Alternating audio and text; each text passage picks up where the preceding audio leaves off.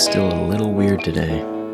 It's been known since the beginning that the demo version of the apocalypse is a greater danger to older people, so I decided to give a visit to my grandparents.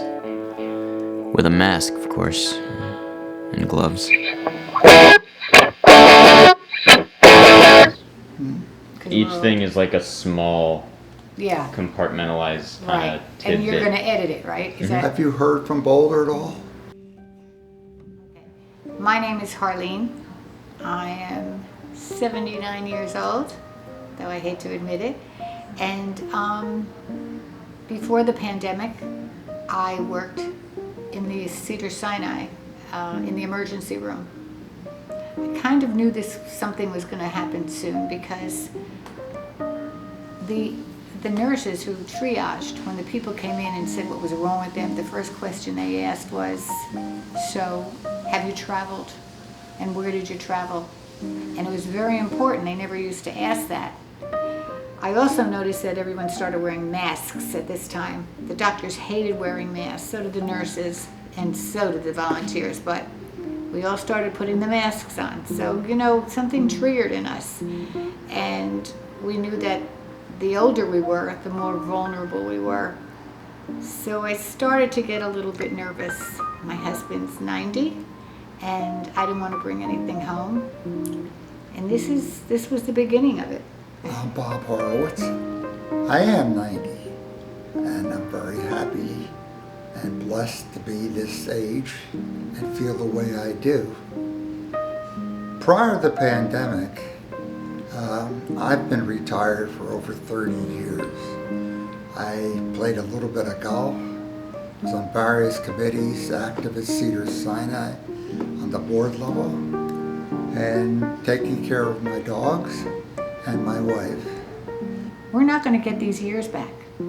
It's not like our kids are young and in a couple of years, however long this is going to take, they're going to be able to have the rest of their life. Well, at my age and Bobby's age, we don't have that luxury. We don't have those years to spend with our grandchildren, our friends, mainly our family, because we're very family oriented. You walked in here before, and all the years when you walk in, the first thing we do, you and I, Billy, is we hug and kiss because we miss each other.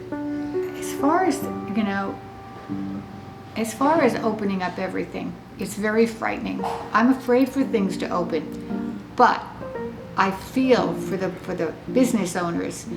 I don't know what we would have done. People can't feed their families, and that's a hard thing. That part of our country has yet to play out. I don't know how many millions are unemployed. The posted figures are not adequate. They're probably double of what that is. And when you don't have any income, you see the long lines of people waiting for food to hand out. It's going to be a very scary transition to normalcy. Unfortunately, we don't have a leader who has empathy for death. He has no empathy for anybody other than himself. And because of that, he's willing to let the older, frail, homeless die in opening up the country so that business picks up and he has a little bit of a platform for which to run for re-election. Right now, the economy is in its worst past 1929. And mentioning 1929, this is the third time that I've gone through this type of thing. I was born in 1929. I don't remember the depression, but I know that I must have lived it with my family. And in 2008, we lost all our money with Bernie Madoff, and now we have the pandemic. My philosophy on life is pretty much pre-written, preordained. I think that my life has been set, and the deviation from that is very, very minor. So it enables me to go on and just keep going until I can't anymore. And thank God, I've been blessed with family and with a wife who takes very, very good care of me.